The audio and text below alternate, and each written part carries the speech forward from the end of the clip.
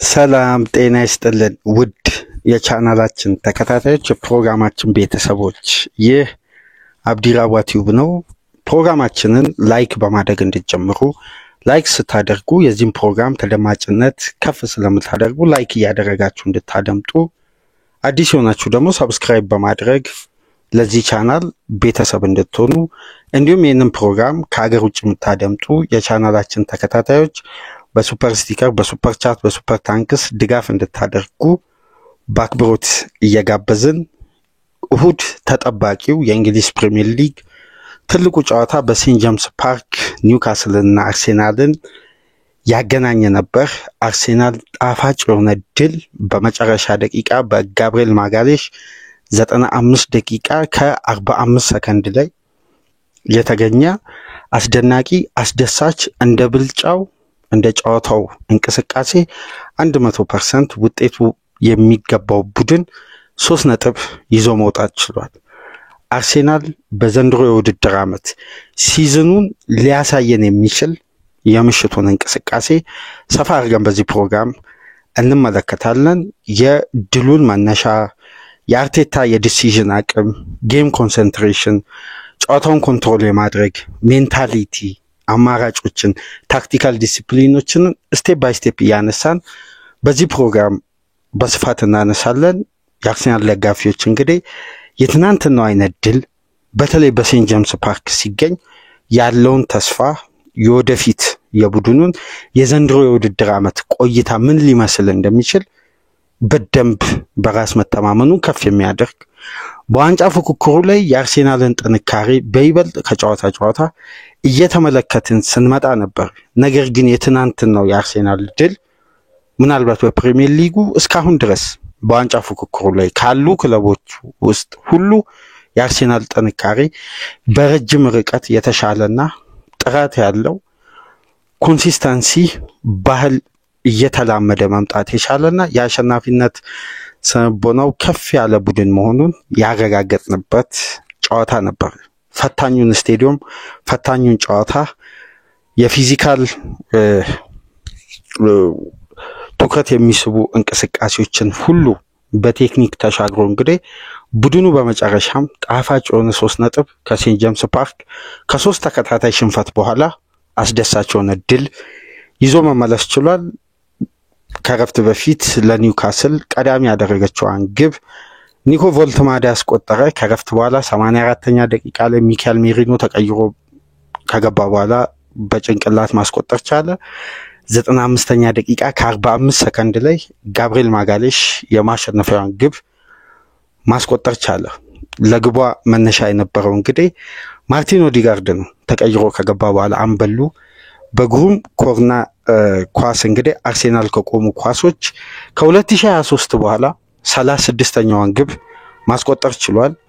ይሄ አስደናቂ የሴት ፒስ ቴክኒክ ነው። ነገር ግን አርሴናል የማሸነፊያ መንገዱን ከቆመ ኳስ ይጠቀም እንጂ ክፍት ከነበረ እንቅስቃሴ ጨዋታውን ለመብለጥ ጨዋታውን በራሳቸው ተዘጋጅተው በመጡበት መንገድ ኮንትሮል አድርጎ ከፍተኛ ብልጫ ከሰፊ ሙከራና አጋጣሚዎች ጋር ክሬት ለማድረግ የትናንትናውን የአርሴናልን ካራክተር አይተም በማናውቀው ሁኔታ በዘንድሮ ውድድር ዓመት ፍጹም የበላይነት ሙሉ 90 ደቂቃ በወሰዱበት የጨዋታ ክፍለ ጊዜ 20 ሙከራዎችን 9 ኢላማቸውን የጠበቁ ሙከራዎችን እንዲሁም በጨዋታው 6 ቢግ ቻንስ ክሬት አድርጎ ነው እንግዲህ አርሴናል 2 ግብ ብቻ ማስቆጠር የቻለው። የኒውካስል ግብ ጠባቂው ፖፕ ከረፍት በፊት አስደናቂ፣ ከረፍት በኋላ ትላልቅ ለግብ የቀረቡ ኳሶችን ያመከነበት የአርሴናል ፍጹም የማጥቃት እንቅስቃሴ በጥራት በከፍተኛ ብልጫና እንቅስቃሴ የተሞላ ነበር። በአጠቃላይ የተሟላው ቡድን የተሟላ 3 ነጥብ ፍጹም የበላይነት ወስዶ ማሳካት ችሏል። ነገር ግን የአርሴናል ድል በኒውካስል ላይ ብቻ አልነበረም። የዕለቱንም ዳኞችን በአጠቃላይ ከአራጋቢው ከቪኤአርም በሙሉ የፒጂኤምኤል ተወካዮችንም ጭምር ነው አርሴናል አሸንፎ ከሴንት ጄምስ ፓርክ 3 ነጥብ ይዞ የተመለሰው።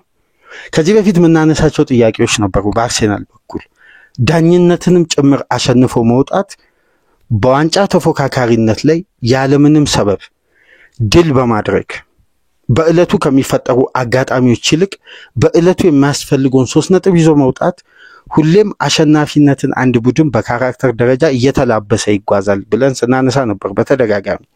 ከዚህ ቀደም አርሴናል ላይ በዋንጫ አይደንቲቲ በዋንጫ ፉክክር ላይ ከማይታዩ የማሸነፊያ መንገዶች መካከል ክለቡ በጨዋታው እለት ከሚፈጠሩ የዳኝነት ክፍተት ጋር በተያያዘ ሁሌም ለጠፋው ውጤት እንደነዚህ አይነት ሰበቦች ይቀርቡ ነበር። አሁን አርሴናል ከሰበብ በላይ ሆኗል። ለዚህ ነው በዋንጫ ፉክክር ላይ የአርሴናልን ሙሉ የውድድር ዓመት ሊያሳይ የሚችል ድል ነው ብለን መግቢያ ላይ ያነሳነው። ቡድኑ አሁን እንዴት የፕሪሚየር ሊግ ዋንጫን ማንሳት እንደሚቻል በደንብ ካራክተሩን የተላበሰበትን መንገድ ያየንበት 6ኛ ሳምንት ጨዋታ ነው። አንደኛ ወደዚህ ጨዋታ ሲመጣ አርሴናል ከኒውካስል በላይ ከፍተኛ ጫና ውስጥ ገብቶ ነው የሚመጣው። ምክንያቱም ከማሸነፍ ውጪ በሴንት ጄምስ ፓርክ ሌላ አማራጭ አልነበረውም። በዋነኝነት የሊጉ መሪ ተሸንፏል፣ ቼልሲ ተሸንፏል፣ ማንቸስተር ዩናይትድ ተሸንፏል፣ ቶትናም ነጥብ ጥሏል፣ ሲቲ አሸንፎ ብቻ ነው ቅዳሜ የ6ኛ ሳምንት የእንግሊዝ ፕሪሚየር ሊግ የተጠናቀቀው። ስለዚህ በዋንጫ ፉክክሩ ላይ አንድ ስቴፕ ወደ መሪው ለመቅረብ ጫና ለመፍጠር መሪነቱን ለመያዝ ከቀጣይ ፊክቸሮች ጋር በሚደረገው ፉክክር አርሴናል የተሻለ አድቫንቴጅን ለመጠቀም እንደነዚህ አይነት አጋጣሚዎችን ለምሳሌ በተጠናቀቀው የውድድር ዓመት አርሴናል በርካታ ጊዜ ያባክን ነበር። ለምሳሌ የሊቨርፑልን ውጤት ሰምቶ ገብቶ አርሴናል በተጠናቀቀው የውድድር ዓመት 11 ነጥብ ጥሏል። 11 ነጥብ የሊቨርፑልን ውጤት ሰምቶ በተለይ ከነዚህ 11 ነጥቦች 8ቱን የጣለው ሊቨርፑል ባቻ ውጤት ያጠናቀቀባቸውን ጨዋታዎች ከሰማ በኋላ ነው። አሁን የአርሴናል ዊኒንግ ሜንታሊቲ ምን ያክል እንደተስተካከለ የተመለከትንበትም የማሸነፊያ መንገዱ አርሴናል በርካታ መሆኑን የተመለከትንበት ጨዋታ ነው። በአንድ የጨዋታ መንገድ ክለቡ ፍጹም የበላይነት ወስዷል። በዛ ሂደት ደግሞ የሚያስፈልገውን እድል ክሬት አድርጓል። ከበቂ በላይ ቻንሶችን አግኝቷል። አጋጣሚዎችን ፈጥሯል። ጥራት ያላቸውን እድሎች በተደጋጋሚ ወደ ፋይናል ሰርድ በመግባት በአስደናቂ ሁኔታ ብልጫ ወስዷል። ግን ግብ ሊገኝ አልቻለም በዛ መንገድ። ስለዚህ የመጨረሻ 15 ደቂቃ አንድ ቡድን ከዛ ጨዋታ 3 ነጥብ የሚፈልግ ከሆነ ያለውን አቅም በአጠቃላይ መጠቀም የማሸነፊያ መንገድ። ይሄ ስታንዳርድ፣ ይሄ ጥራት፣ ይሄ ግብ የማስቆጠር ኳሊቲ ከተቃራኒ ክለብ ይሻለኛል ብሎ ያመኑን ሁሉ መሞከር አንድ ቡድን ሪስክ ሲወስድ ሁሌም ከጨዋታው የሚፈልገውን ነጥብ ይዞ መውጣት እንደሚችል አሁን ሚካኤል አርቴታ በደንብ የተረዳ ይመስለኛል። በዚህ ጨዋታ ሪስክ በአግባቡ መውሰድ ቻለ። 3 ነጥብ አሳክቶ ከሴንት ጄምስ ፓርክ ይዞ ተመለሰ። ትናንትና በነበረን ቅድመ ጨዋታ ግምገማ ላይ ሚካኤል አርቴታ ከጥንቃቄ ይልቅ ሪስኮች ላይ ካተኮረ 3 ነጥብ በእርግጠኝነት ያገኛል ከሴንት ጄምስ ፓርክ ብለን ስናነሳ ነበር። ለምሳሌነት ያነሳ ነው ገና በወቅቱ የ16 ዓመት ተጫዋች የነበረውን ሪዮ ነጎሞሃን ስሎት በመጨረሻ ደቂቃ ሪስክ ወስዶ ወደ ሜዳ ሲያስገቡ የተለያዩ አጋጣሚዎችን በተለይ ከኒውካስል አይነት ቡድን ጋር በአካል ብቃት ፈርጠም ያለ የአየር ላይ ኳሶችን ለማስጣልና በተገኙ አጋጣሚዎች ግብ ካስቆጠሩ በኋላ ወደ መከላከል ስትራክቸር ራሳቸውን በጊዜ ለመጠገን የሚያስብ ቡድን ላይ በቴክኒክ አቅም የተሻሉ ተጫዋቾች ሜዳ ላይ ማብዛት በየትኛውም አጋጣሚ ክለቡ ግብ የማስቆጠር አጋጣሚን ክሬት ማድረግ ይችላል ብለን ስንወያይ ነበር። በዚህ መሰረት እንግዲህ ሚካኤል አርቴታ ምናልባት እስካሁን ድረስ በፕሪሚየር ሊጉ ለምሳሌ በቢግ 6 ከሚገኙ ክለቦች ጣፋጭ ድል ተገኝቷል። በዚህ ደረጃ ግን በመጨረሻ ደቂቃ የዳኝነት ጥያቄ በከፍተኛ ሁኔታ በተስተዋለበት ጨዋታ አላግባብ ውሳኔዎች እየተመለከትን አርሴናል ከወትሮ በተለይ በዘንድሮ የውድድር ዓመት ቶፕ 6 ክለቦች ጋር ይዞ ከሚቀርበው ፎርሜሽን ራሱን ወጣ አድርጎ ሪስክ ወስዶ ሜዳውን አብዛኛውን ክፍል ለመጠቀምና በዳይሬክት አታክ በቀጥታ እያንዳንዱ ንክኪዎች ፋይናል ሰርድ ለመግባትና እድሎችን ክሬት ለማድረግ ለማጥቃት መሰረት ያደረገ ምርጥ የትራንዚሽን ሞመንቶችን ለመፍጠር በአሰበው መሰረት ሚካኤል አርቴታ 100% ተሳክቶለታል በአብዛኛው የጨዋታ ሲስተም። ለዚህም ደግሞ ተገቢውን የሜዳ ውስጥ ኃላፊነትና ውሳኔ በተለይ ሚካኤል አርቴታን ከዚህ በፊት አብዛኛው የእግር ኳስ ቤተሰብ ሲተቸው በተቃራኒው ቆመን ስናደንቀው የነበረበት ትልቁ የታክቲክ ብስለት ተጋጣሚ በራሱ በሚፈጥረው ክፍተት ታይሚንግ እና ዲሲዥን ተጠቅሞ በሜዳ ላይ የሚፈጥረው የውጤት ለውጥ ተጋጣሚ ለምሳሌ በጉዳት ምክንያት በጥሩ ፖዚሽን ያንን ቡድን እያገለገለ ያለ ተጫዋች በጉዳትም ሊሆን ይችላል በካርድ በተለያየ ምክንያት ተቀይሮ ሲወጣ ያንን ፖዚሽን ትኩረት በማድረግ በቀጥታ በዛ ኤሪያ ላይ የሚደረግ የማጥቃት እንቅስቃሴ ክለቡን ስኬታማ ሲያደርግ የመጨረሻ ደቂቃ የኤዲ ሃው የተጫዋች ለውጥ ዋጋ ሲከፍሉ ሚካኤል አርቴታ ደግሞ አስደናቂ ስብስብ ጥልቀቱን ጥራቱን በአግባቡ ጊዜና ሰዓትን መርጦ የወሰናት ውሳኔ ውጤታማ አድርገዋለች። ሚካኤል አርቴታ አሁን ጥንቃቄ ነገር ኳስ ከራሱ ላይ የሚያወርድበትን በቂ ማረጋገጫ 100 ደቂቃ አካባቢ የታየ ተገቢውን ውጤት ያገኘበት ያለ ጥንቃቄ በማጥቃት እንዴት 3 ነጥብ ማግኘት እንደሚችል በአግባቡ ያረጋገጠበት ጨዋታ ነው። ይሄ አሁን ለአርሴናል ድሉ ብዙ ነው 3 ነጥብ ብቻ አይደለም። አንደኛ አንድ ተጫዋች በተገቢው ቦታ ላይ ሲጫወት ቡድኑ ምን ያክል ለማጥቃት እንደማይቸገርና እድለኛ ካልሆነ በቀር በቂ ግብ ለማስቆጠር የሚያስችል አቅም ጥሩ ኃይል መሳሪያ እንዳለው ያረጋገጠበት ነው። ለአንድ ተጫዋች ተገቢውን ፖዚሽን በተገቢው ሰዓት ያለውን አቅም ለመጠቀም እድል በተሰጠ ቁጥር ያ ተጫዋች ክሬት የሚያደርጋቸው ጉዳዮች ከጨዋታ ጨዋታ እንዲከፍ ሲሉ እንግዲህ በቡድን ውስጥ ከፍተኛ መረጋጋትና የአሸናፊነት ስፕሪት እያደገ ነው የሚመጣውና አርሴናል የሴንት ጄምስ ፓርክ ድል በ3 ነጥብ ብቻ ወይም ካምባክ ስላደረገ የሚገደብ የመጨረሻ ደቂቃ ድል ተብሎ የሚነሳ አይደለም። ድሉን በተለያየ መንገድ አንስተን በዚህ ፕሮግራም እንወያያለን። እስቲ ጨዋታውን እናንተ እንዴት ተመለከታችሁት? ከመጀመሪያ 45 ሁለተኛ 45 የተለየበት አርሴናል ከመጀመሪያ 45 ብልጫ በሁለተኛው 45 ኢነርጂውን ከፍ አድርጎ የመጣበት የጨዋታ ስልት ትላልቅ ፖዚሽኖችን ነካክቶ ሚካኤል አርቴታ ሪስክ ሲወስድ ግብ እንዴት ማስቆጠር እንደሚችል የተማረበት ጫና መፍጠር ሁሌም ተጋጣሚ ላይ ከጥንቃቄ ይልቅ እዛው ፋይናል ሰርድ የሚፈጠር ጫና ሁሌም አድቫንቴጅ ይዞ ለማውጣት የሚያስችል ስለሆነ በአንድ ሲስተም ላይ ግትራ ለመሆን ፍሌክሲብል መሆን የክሬቲቪቲ ተጫዋቾች ሜዳ ውስጥ በበዙ ቁጥር የቴክኒክ አቅማቸው ከፍ ያሉ ተጫዋቾች ሜዳ ውስጥ በበቂ ሁኔታ ኳስን በሚያገኙበት ወቅት ቡድኑ አይጨነቅም ወይም ወደ የትኛው ሜዳ ክፍል ፓስ ለማድረግ ሪላክስ አድርጎ ለመጫወት ብዙ የሚጨነቅ ቡድን አይደለም። በቀላሉ ባይሆን ሽግግሮችን በጤናማ ሁኔታ እድል ለመፍጠር በተገቢው ሰዓት ተገቢውን ፖዚሽን እየመረጠ በሁለቱም የሜዳ ክፍል በግራም በቀኝም መሃል ለማለም በአስተማማኝ ሁኔታ በሙሉ 90 ደቂቃ ተሽለው ነው እንግዲህ አርሴናሎች ምርጡን 3 ነጥብ ከከባዱና ከፈታኙ ስቴዲየም ይዘው መመለስ የቻሉትና ለሚካኤል አርቴታ 100% የትናንትናው ጨዋታ እንደ ድካም እንደ ልፋታቸው ከሆነ 3 ነጥቡ በተገቢው ሰዓት የተገኘ ጣፋጭ ድል ነው እና የአርሴናል ደጋፊዎች እንግዲህ እንኳን ደስ አላችሁ በማለት ነው የዛሬውን ፕሮግራም እንግዲህ ሰፋ ባለ መልኩ ምንመለከተው የግል ብቃት በአብዛኛው ነጥሮ ወጣበት ጥቃቅን ስተቶች ዋጋ ቢያስከፍሉ እነዛን ስተቶች ለማረም ግን ጊዜ ያልፈጀበት ፈጣን ውሳኔ በተገቢው ሰዓት ተገቢውን ውሳኔ ቡድኑ ላይም ጫና ሳይፈጥር የክለቡንም አለመረጋጋት ሳያስቀጥል በፍጥነት ምላሽ መስጠት የአርሴናል አዲሱ ባህሪ ሆኗል። የሚካኤል አርቴታ እንግዲህ ግሩም ድል ነበር የትናንት ምሽት በሴንት ጄምስ ፓርክ ያሳኩት።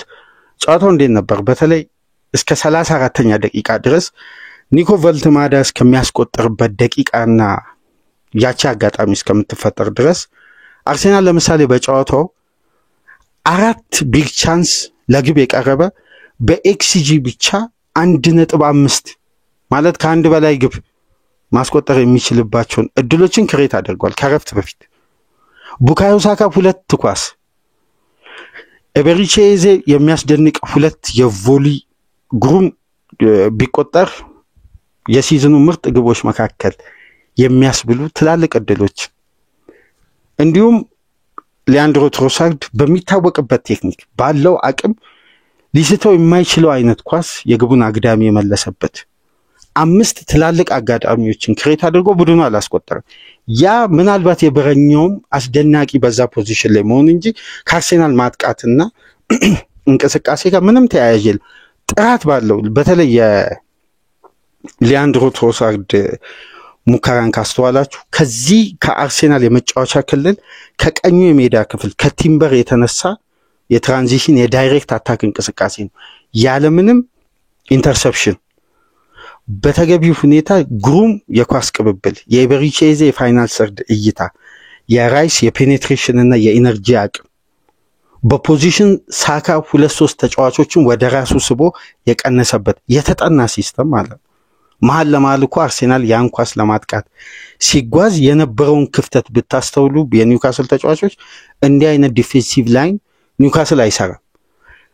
እንዲሰራ ያስገደደው የአርሴናል የቴክኒክና ይሄ ፓሲቭ ፓሰር እንቅስቃሴዎች ሜዳ ውስጥ ይበዙ ነበር። በትናንትናው ዕለት አርሴናልን ትናንትና 3 ነጥብ እንዲያገኝ ካስቻሉ ፍጹም የበላይነት ኒውካስል ላይ እንዲወስድ ካበቁ ጉዳዮች መካከል በሜዳ ውስጥ ለአርሴናል የተሰለፉትን ተጫዋቾች በደንብ ካስተዋላችሁ አንደኛ ደረጃ ኢዜ በ10 ቁጥር ቦታ መሰለፉ ነው። በሁለተኛ ደረጃ ማርቲን ዙቢመንዲ በአማካይ ስፍራ አለ፣ ሳካ በክንፍ በኩል አለ። እነዚህን 3 ተጫዋቾች በደንብ አስተውላችሁ ከሆነ ፓስ የሚያደርጓቸው ኳሶች በአጠቃላይ ኒውካስል ላይ አደጋ ይፈጥር ነበር። የመጨረሻ ፋይናል ሰርድ ላይ ከገቡ በኋላ ዙቢመንዲ ለምሳሌ በጨዋታው 3 ቻንሶችን ክሬት ማድረግ ይችላል። 3 ቻንስ የ6 ቁጥር ተጫዋች ቶናሊ ጊሜሬስ እና ጆሊንተን ባሉበት አማካይ አልፎ በኢነርጂ በመልሶ ማጥቃት ቡድኑ ይጋለጣል እኮ። ይሄን የመሰለ ቴክኒሻል ለነዚህ ደግሞ ብቸኛ ምክንያት የነበረው በጨዋታ እይታቸው ጉልህ የሆነ የተለየ እይታ ያላቸው በሜዳ ውስጥ ልዩነት የሚፈጥር የመጨረሻ ጥራት ያለውን ኳስ ፓስ ማድረግ የሚችሉ አስደናቂ ቴክኒክ ያላቸው ተጫዋቾች ሜዳ ውስጥ በቁጥር ከፍ ብሎ ነበር። በአርሴናል በኩል ፓሲቭ ፓሰር የምንላቸው እነዛ ፓሶች በአጠቃላይ ለአርሴናል በቅንጅት ሲጓዙ ሙከራው ራሱ ውበት አለው። በእድል የሚገኝ ወይ በአጋጣሚ የሚገኝ ክፍተት አይደለም። በተጠና በሲስተም በሪትም ነበር አርሴናል የሚያጠቃው። አላንዳች ምክንያት የአርሴናል ኳስ አትበላሽም። በጥንቃቄ ልዩ በሆነ እንቅስቃሴ ቅብብሉ ፍጥነት ነበረው። ያ የአርሴናል ተደጋጋሚ ወይም አሰልቺ ነው ከአንደኛው ክንፍ ወደ ሌላኛው ክንፍ። ይሄ ፋይናል ሰርድ አንድ ቡድን በሎ ብሎክ ሲጫወት የሚኖረውን አይነት ቅርጽ አልነበረም። በትናንትናው ዕለት እያንዳንዱ ፓስ ፋይናል ሰርድ ላይ የሚያስፈራ የሚያስደነግጥ ለተቃራኒ ክለብ ማኔጅ ለማድረግ ዲፌንድ ለማድረግ እስኪቸግር ድረስ ጫናው የተለየ ነበር።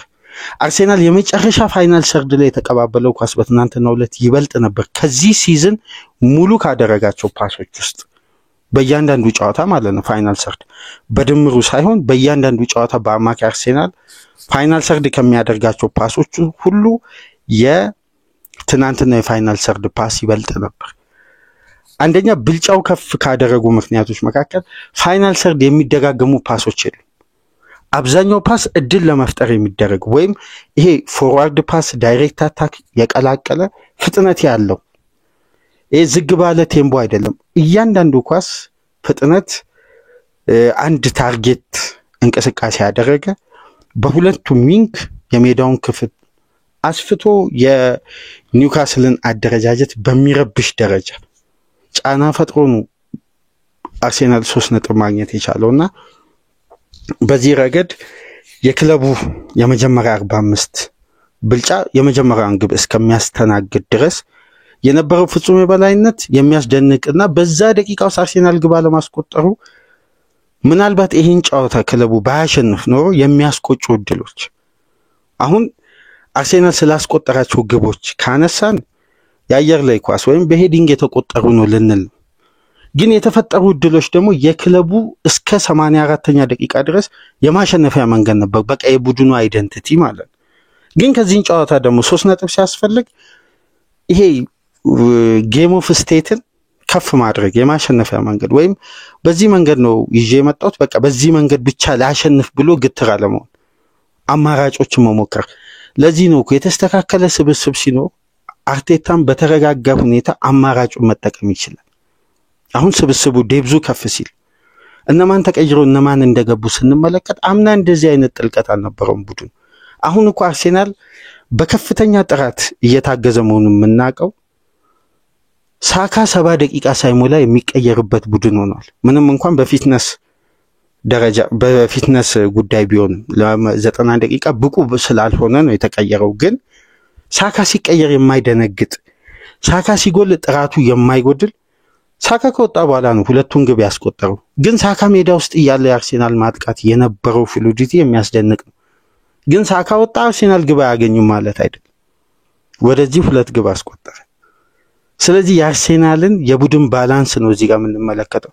ማርቲን ኦዲጋርድ እኮ የክለቡ አምበል ከጉዳት ነው የተመለሰው። ምንም እንኳን ግን ከቤንች ላይ ከገባ በኋላ የፈጠረው ልዩነት አስደናቂ ነው። ለግቧ መነሻ ነው የማሸነፊያዋ ግብ። ኮርናውን ክሮስ ያደረገው እሱ ነው። ከዛ በፊት አርሴናል ከኮርና ጥራት ያለውን እድል አልፈጠረም፣ አደጋ አልፈጠረም።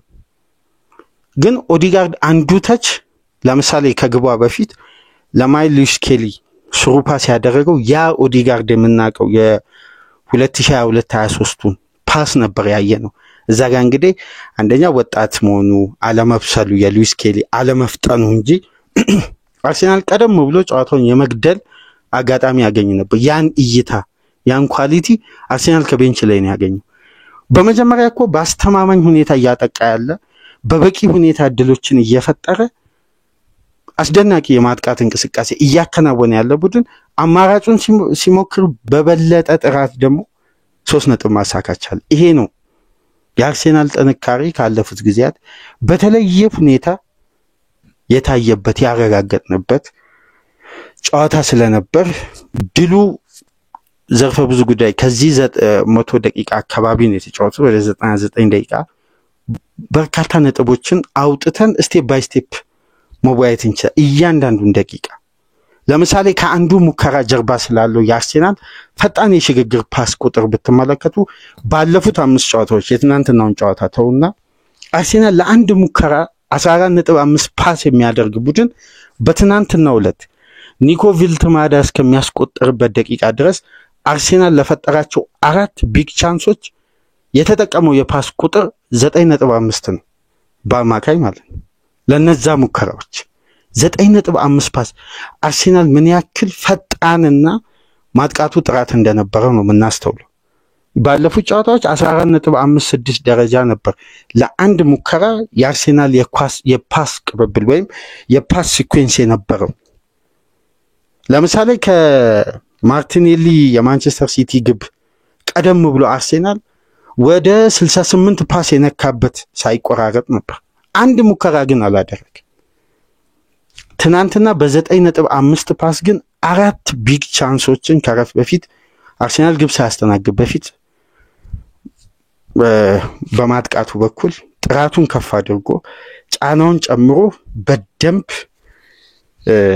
ኒውካስልን ጨዋታው ከተጀመረ ከመጀመሪያ ደቂቃ አንስቶ እስከ መጠናቀቂያው የጋብሪኤል ማጋሌሽ ግብ ድረስ ፍጹም ብልጫ ነበር። ውጤቱ ተገቢ የአርሴናል አስደናቂ 3 ነጥብ ነው።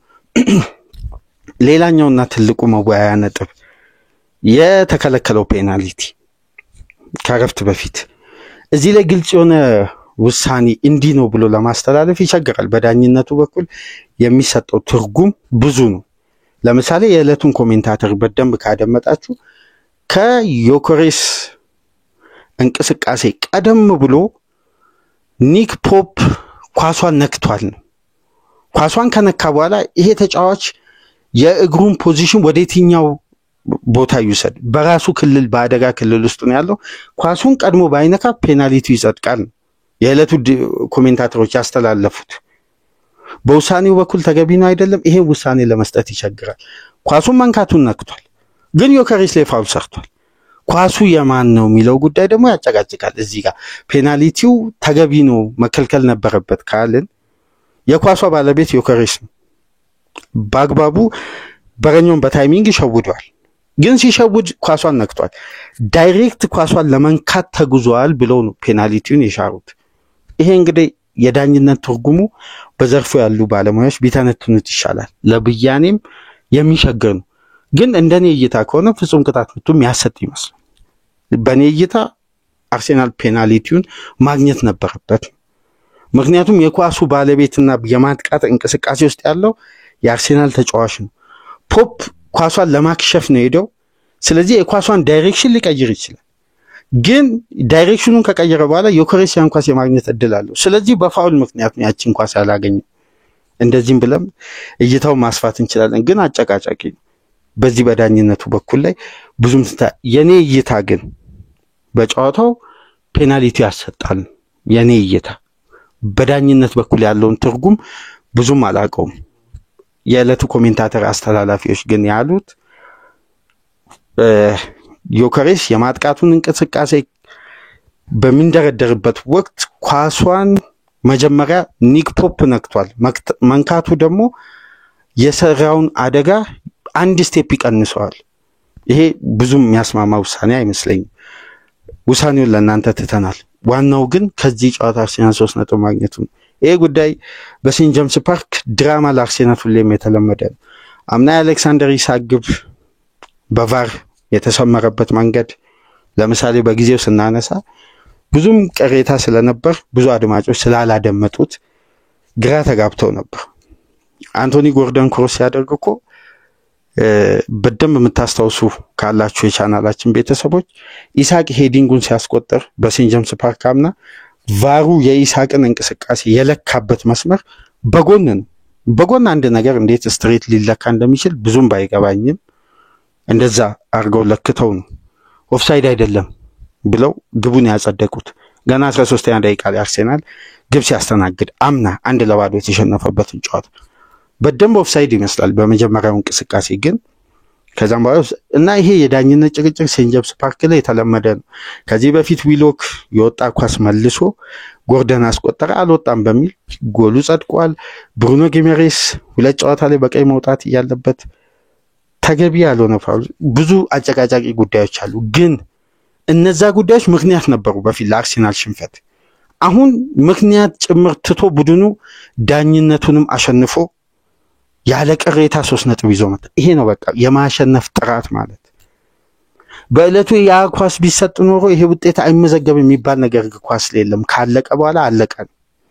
አሁን አርሴናል 100% አስተማማኝ ቡድን መሆኑን በካራክተር ደረጃ ዊኒንግ ሜንታሊቲው ከፍተኛ ደረጃ ላይ መድረሱን ያረጋገጥነው ቡድኑ ዳኝነትንም ጭምር አሸንፎ መውጣት።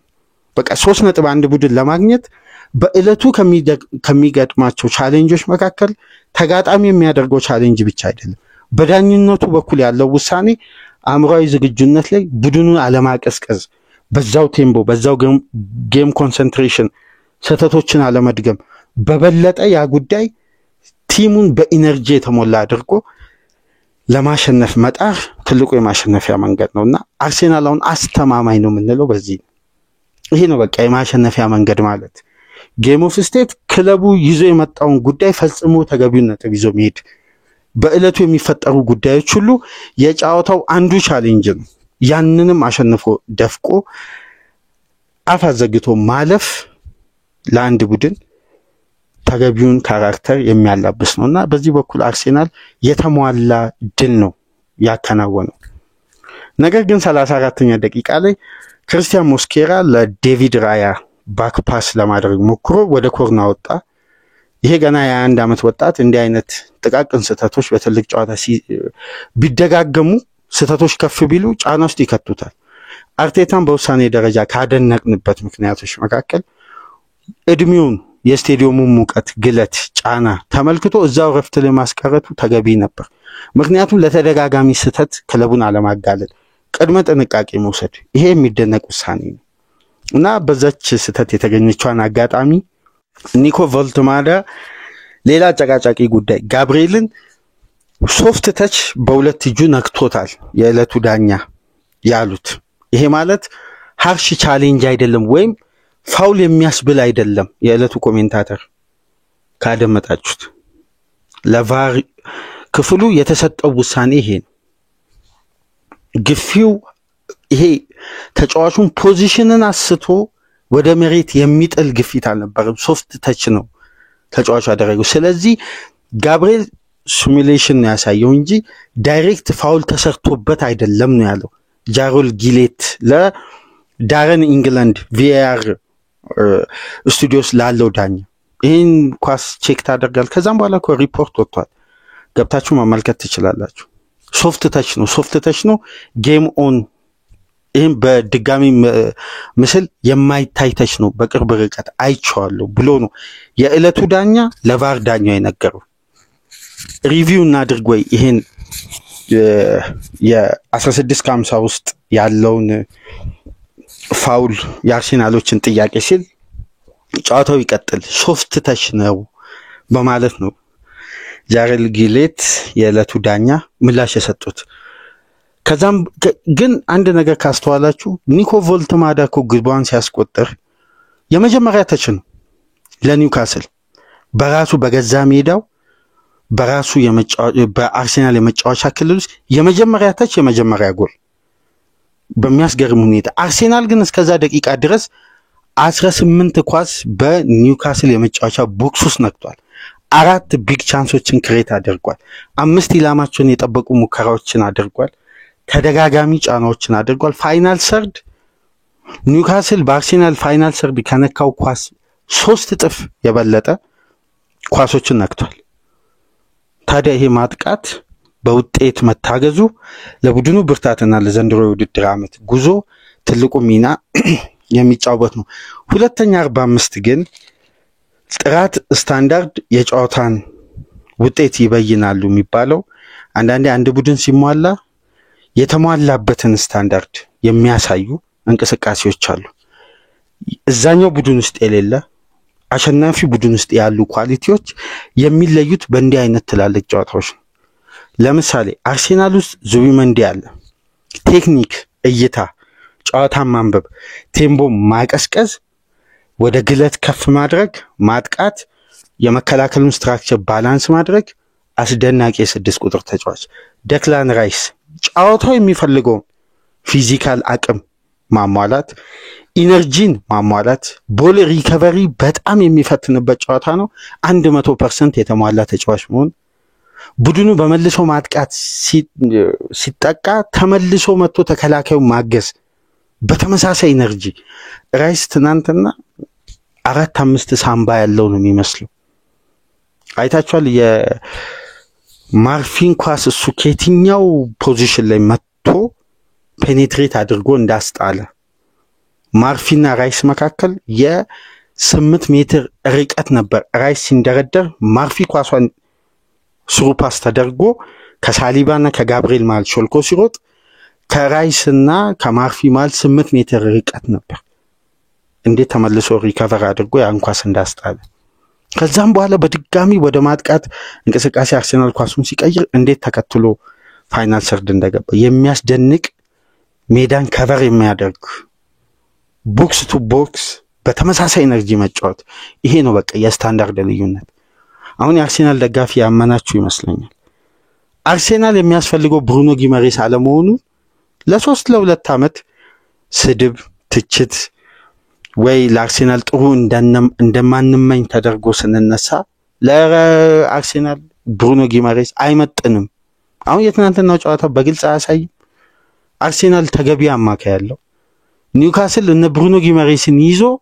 ከ18 ተች በላይ መንካት ያልቻለ ተጫዋች ኢንተርሰፕት አድርጎ ሴሌብሬት የሚያደርግ ለታክል ከቤቱ ተዘጋጅቶ የሚመጣ አማካይ ነው እንግዲህ ስለ ክላስና ስለ 100 ሚሊዮን ፓውንድ ስለዚህ ተጫዋች የሚነሳው ይሄ የሚያሳዝን ራይስ እስቲ ያለውን አሁን የትናንትናውን ኢነርጂ ኳሊቲ አይታችሁ አርሴናል ቤት እንዴት ብሩኖ ጊማሬስ መዋያ አርስት ሊሆን ይችላል በዚህ ስታንዳርድ ብሩኖ ጊማሬስ አርሴናል ቤት ይጫወት ይችላል እኔ አይመስለኝም ከኒውካስል ስታንዳርድ በላይ የመጫወት አቅም አለው በግል ያላም ይሄ ከይቅርታ ጋር የብሩኖ ጊማሬስ የእግር ኳስ ቴክኒክ ከማይስቡኝ የፕሪሚየር ሊግ አማካዮች መካከል አንዱ ብሩኖ ጊማሬስ ምክንያቱም ከቤቱ የሚመጣው ጊማሬስ ለኢንተርሴፕሽን ለታክል ለቦል ሪከቨሪ በቃ ለዲፌንሲቭ አክሽን ከዛ በዘለለ አርሴናል ለምሳሌ 89 ፓስ አኩሬሲ ቡድኑ በስኬት ሲጠናቀቅ የጨዋታውን ተቀይሮ እስከሚወጣ ድረስ አብዛኛውን ተች የነካው ተጫዋች የነበረው ዙቢመንዲ ከነካው ተች 91% ፓሱ የተሳካ ነው። ብሩኖ ጊማሬስ በአንድ ጨዋታ 91% ፓስ አኩሬሲ ተሳክቶ አያውቅም ፕሪሚየር ሊግ ላይ። በነገራችን ላይ ይሄን ስታቲስቲክስ ገብታችሁ ቼክ ማድረግ ትችላላችሁ። ከ90 በላይ ፓስ አኩሬሲ 88 ነው ትልቁ ፓስ አኩሬሲ። በአማካይ በአንድ ጨዋታ እኮ 60 የተሳካ ፓስ አያደርግም። 60 ትናንትና 18 እኮ ነው የተሳካ ፓስ ማድረግ የቻለው። ታዲያ የቱ ነው በቴክኒክ አቅሙ የላቀ አማካይ ክፍል ኢነርጂ ያለው?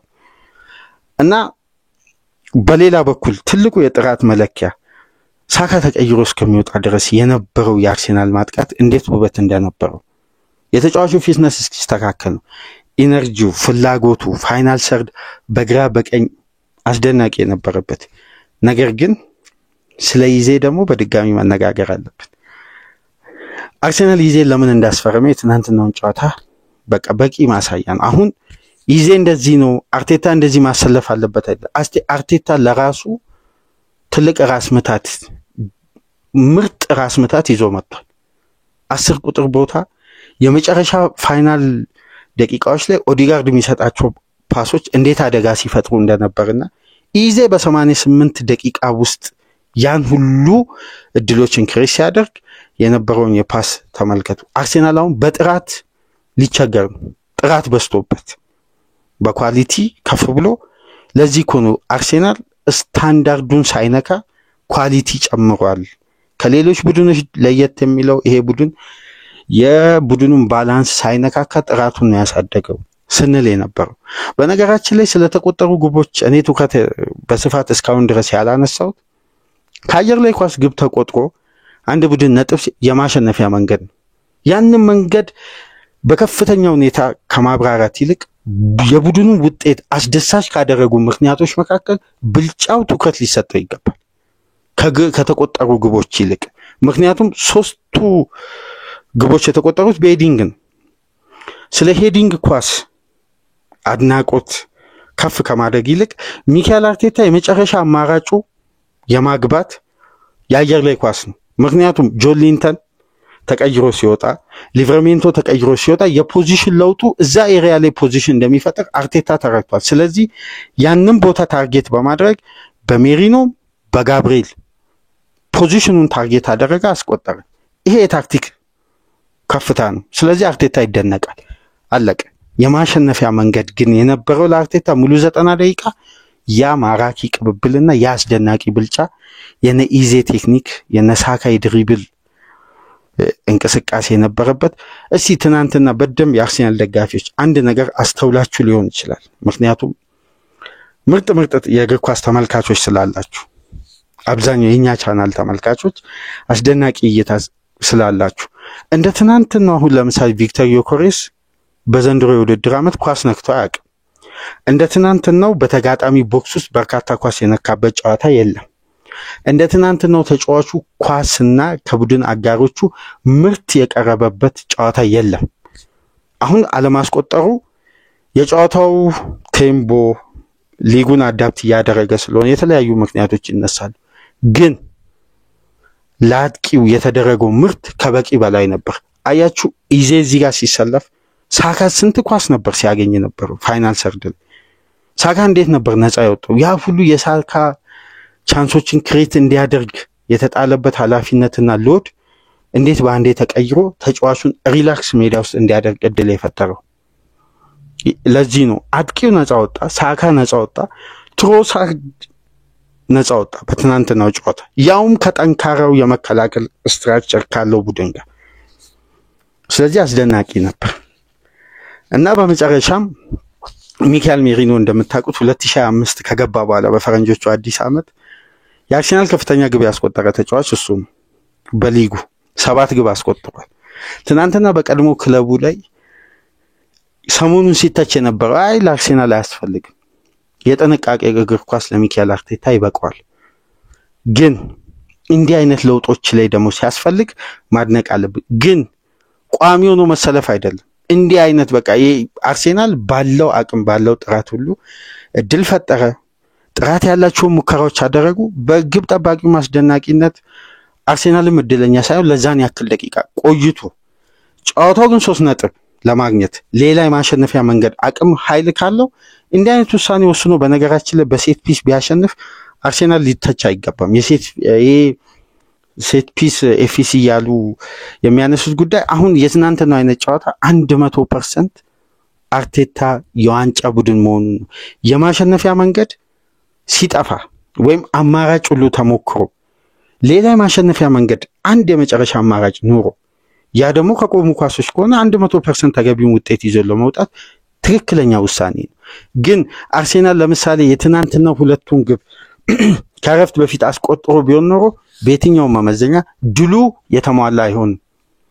ግን አሁን ድሉ የተሟላ አድርጎ የአርሴናል ደጋፊዎች መተማመናቸው ከፍ ብሎ የአሸናፊነት ስነቦና የቡድኑን ከወትሮ ለየት ብሎ ያውም ሴንት ጄምስ ፓርክ ተመርቶ ለማሸነፍ አርሴናል በጣም የተቸገረበት ያለፉትን አመታት በጣም የተፈተነበት ስቴዲየም ተከታታይ ሽንፈቶችን ያስተናገደበት አርቴታ ለሶስት ተከታታይ ጨዋታ እዚህ ሜዳ ላይ መጥቶ ሽንፈት ብቻ ሳይሆን ግብ ሳያስቆጥር ይወጣበት ግብ ማስቆጠር ብቻ ሳይሆን ከ8 በላይ ኢላማውን የጠበቀ ሙከራ መሞከር ባልቻለበት የ390 ደቂቃዎች ትናንትና ግን 9 ኢላማውን የጠበቀ ሙከራ 2.26 ኤክስጂ 20 ሙከራዎችን ከ60 በላይ የኳስ ቁጥጥር ብልጫ በሁሉም ረገድ ነበር ዶሚኔት ማድረግ የቻለው።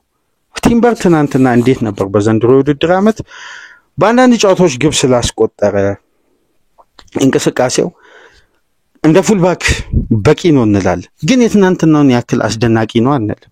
ትናንትና እንዴት ቲምበር ምርጥ እንደነበር አንቶኒ ጎርደንን በፖዚሽኑ ላይ መተፋፈኛ ያሳጥቶ ጎርደን ተቀይሮ ወጣ። ጎርደን ምንም አይነት ፋታ አላገኘም ከቲምበር ጥንካሬ ተነሳ። እንደውም ትናንትና በተወሰነ መንገድ በበኩሌ የቀዘቀዘው ሪካርዶ ካሊፊዮሪ ነው። ቀዝቀዝ ብሎ ካለፉት ጨዋታ ምርጥ ግራ ፉልባክ ፖዚሽን ላይ ለአርሴናል ጥሩ አገልግሎት የሰጠ የነበረው ተጫዋች ከሞላ ጎደል ትናንትና ጥሩ አልነበረም ማለት ደግሞ በትናንትናው ጨዋታ ብዙም ውጤታማ አልነበረም። በኒውካስል እይታ ካየን ምርጥ ሁሉም የአርሴናል ተጫዋቾች ምርጥ ነበሩ። ግን በአርሴናል የምርጥ ስታንዳርድ ደረጃ ካየን ደግሞ ትናንትና ምናልባት ለኔ በበኩሌ ተዳክሞ የታየው ተጫዋች ካሊፊዮሪ ያለፉትን 5 ጨዋታ ላይ የነበረው ካሊፊዮሪ አይነት አላየንም።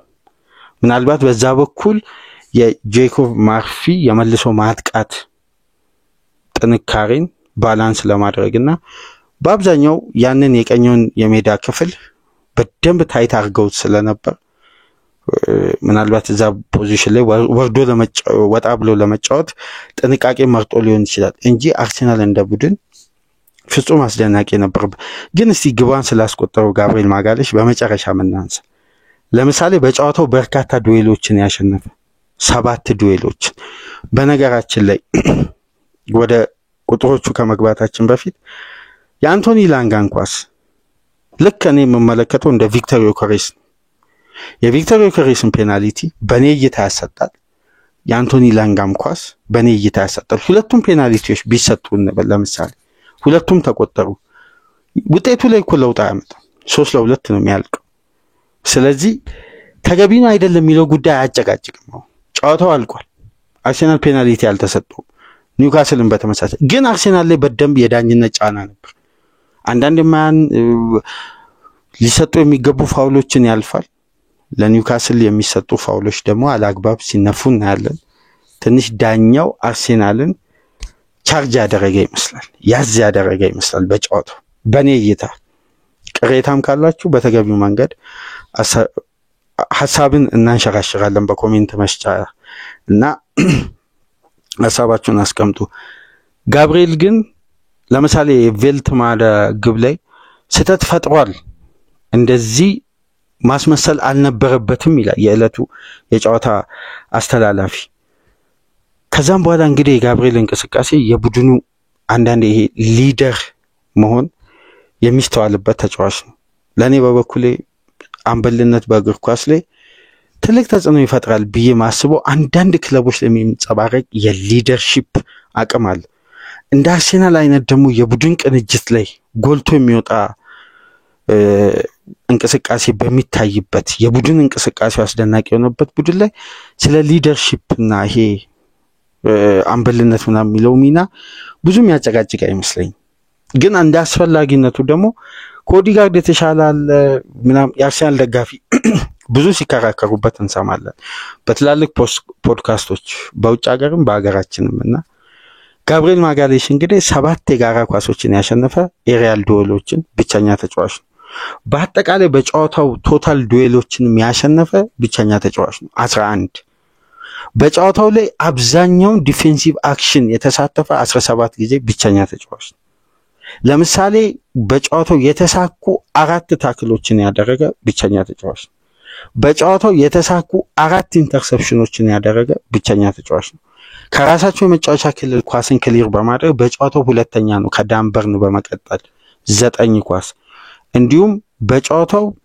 ከተጋጣሚ በተፈጠረ ጫና 3 ሙከራዎችን ብሎክ በማድረግ በጨዋታው ሁለተኛ ነው ከዳንበርን በመቀጠል ዲፌንሲቭ አክሽኑ አርሰናል በጋብሪኤል በኩል የነበረው አስተዋጽኦ አስደናቂ ነው 81 ኳሶችን ማንካት ችሏል ነገር ግን ራይስ በሙሉ 90 ደቂቃ ለምሳሌ 104 ኳስ ነክቷል ከሜዳው ካሉ ተጫዋቾች አብዛኛው ማለት ነው 35ቱ የዴክላን ራይስ ፓስ ግን በስኬት የተጠናቀቀው ፋይናል ሰርድ ነው እቺን ነጥብ ያዙልኝ 35 የፋይናል ሰርድ ተች የተሳኩ ፓሶችን ራይስ አድርጓል ብሩኖ ጊመሬስ በሙሉ ጨዋታ ፓስ ያደረገው 18 ኳስ ነው ራይስ ፋይናል ሰርድ ብቻ ነው 35 ኳስ በተሳካ ሁኔታ በኒውካስል የመጫወቻ ኤሪያ እኮ 104 ብሩኖ ጊመሬስ ከነካው ኳስ 6-7 እጥፍ ይበልጣል ለአርሰናል በ100 ሚሊዮን ፓውንድ ወይ በ80 ሚሊዮን ፓውንድ ብሩኖ ጊመሬስ ራይስ የተሟላ አማካይ ነው 10 እጥፍ ከብሩኖ ጊመሬስ አሁን ራይስ ለቆ ወይም ራይስ ቤንች ሆኖ አይደለም የአርሰናል ደጋፊዎች ብሩኖ ጊመሬስ እንዲመጣ የነበራቸው ጉጉትና አይመጥንም ስንተችበት የነበረው ምክንያት ምናልባት ትናንትናው ጨዋታ ማረጋገጫ ይመስለኛል ስታንዳርዱ ለኔ በበኩሌ አሁንም ልድገመው ከኒውካስል በላይ ሆኖ አይታየኝም የብሩኖ ጊመሬስ እንቅስቃሴ እስቲ ብሩኖ ጊመሬስን ከኒውካስል አውጡና ለምሳሌ በፕሪሚየር ሊግ የብሩኖ ጊመሬስ ስታንዳርድ ይጎለዋል ብላችሁ የምታስቡትን ቡድን ወስዳችሁ ብሩኖ ጊመሬስን አስቀምጡና የዛ ቡድን አማካይ ተሟልቷል የሚለውን ነገር እስቲ በራሳችሁ መመዘኛ ተመልከቱ አይሟላም ያ ቡድን አሁንም የሆነ አማካይ አይነት የሚያስፈልገው ካራክተር ይይዛል እና ከነበረው 9 የጋራ ኳስ 7ቱን ራይስ አሸንፏል 5 ፖሴሽኖችን በማሸነፍ ብቸኛ ነው 4 ቻንስ ክሬት ማድረግ ችሏል 3 ታክሎች 3 ክሊራንስ እና ለሚካኤል ሜሪኖ ምርጥ የነበረችዋን ኳስ አሲስት በማድረግ በቀጥታ ተሳትፎ ማድረግ ችሏልና ራይስ 90 ደቂቃ የጨዋታውን ግለት የሚመስል ተጫዋች የነበረው ራይስ ነው ጨዋታውን የሚመስለው ተጫዋች ራይስ ነበር በቃ ጨዋታው የሚፈልገው ይሄን ጨዋታ አርሰናል እንዴት 3 ነጥብ አገኘ ስን የኢዜ ፋይናል ሰርድ እንዴት አይነት አስደናቂ የክሬቲቪቲ አቅም እንዳለው እንዴት ሳካና ዮኮሬስ ከበቂ በላይ ኳስ ሲያገኙ ምርት ሲያገኙ እንደነበር አማካዩ ገና ለትራንዚሽን ሲነሳ በተገቢው ፖዚሽን ላይ በመገኘት ኳሷን ይዞ የሚያስጀምርበት ፋይናል ሰርድ እኮ ቶናሊ ጆሊንተንን ብሩኖ ጊመሬስን ካያችሁ ኳስ በመከተል ብቻ እኮ ነው የደከሙት ኳስ በመከተል ኢዜ እንዴት ነበር በቴክኒክ የሆነ ፖዚሽን ላይ ማስመለከት ከረፍት በፊት ነው ከረፍት በኋላ ገና እንደጀመረ ሁለተኛ 45 መሃል ሜዳ ላይ ኢዜ ቢነጠቅ አርሰናልን የሚያጋልጥ ፖዚሽን ላይ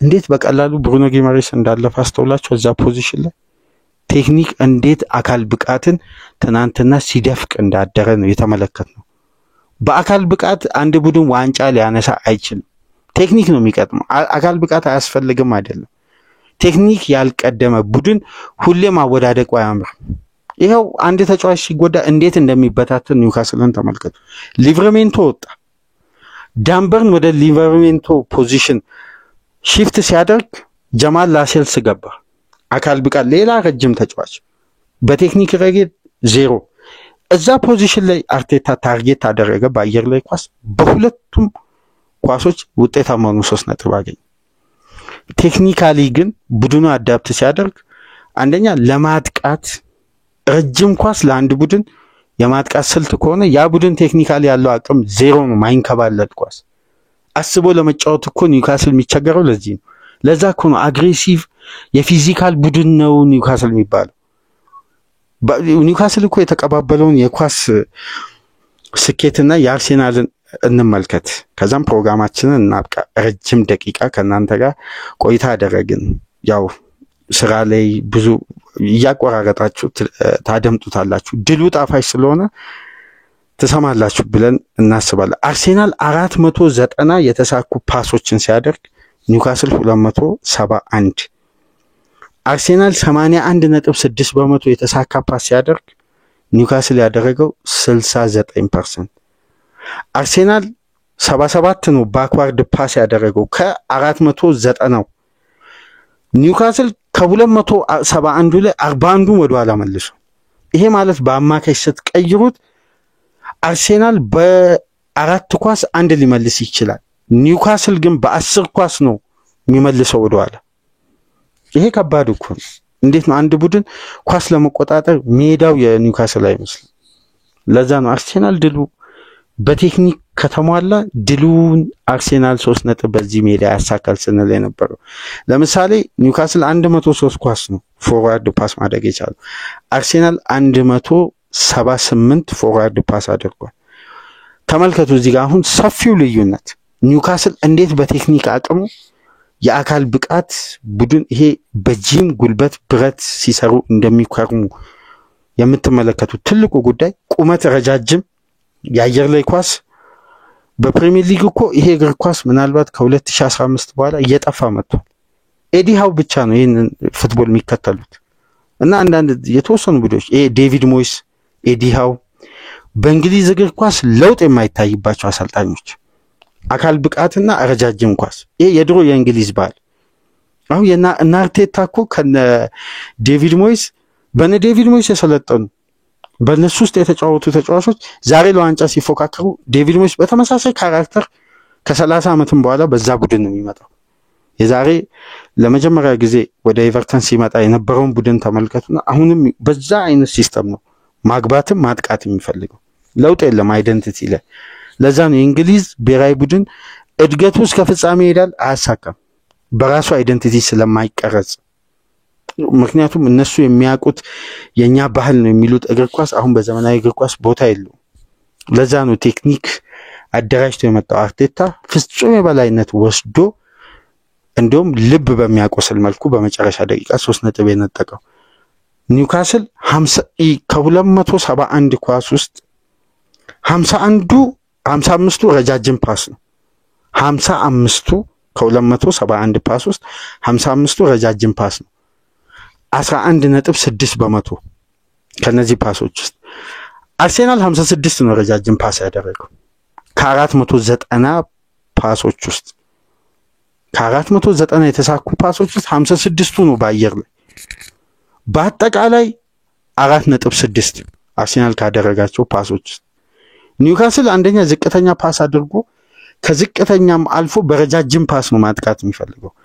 ይሄ ደግሞ ክለቡን በአግባቡ ዋጋ ያስከፈለው። በአጠቃላይ ጨዋታው ፍጹም ማራኪ፣ አስደናቂ፣ ጉልበት ፍጥነት የታከለበት አርሴናልን በፊዚካል በኩል የፈተኑበት ነገር ግን አርሴናል ከጨዋታው ተገቢውን 3 ነጥብ ይዞ የወጣበት ምርጥ ውጤት አስመዝግቧል። የአርሴናል ደጋፊዎች እንኳን ደስ አላችሁ እያልን ፕሮግራማችን ላይክ አድርጉ። ላይክ ስታደርጉ የዚህን ፕሮግራም ተደራሽነት ከፍ ታደርጋላችሁ። እንዲሁም በተጨማሪ አዲስ ከሆናችሁ ሰብስክራይብ በማድረግ ቤተሰብ እንድትሆኑ፣ ይህንን ፕሮግራም ከሀገር ውጭ የምታደምጡ ደግሞ እንደተለመደው በሱፐር ስቲከር፣ በሱፐር ቻት፣ በሱፐር ታንክስ ድጋፍ አድርጉ። በሌሎች መረጃዎች ተመልሰን እንመጣለን። ሰላም ቆዩ።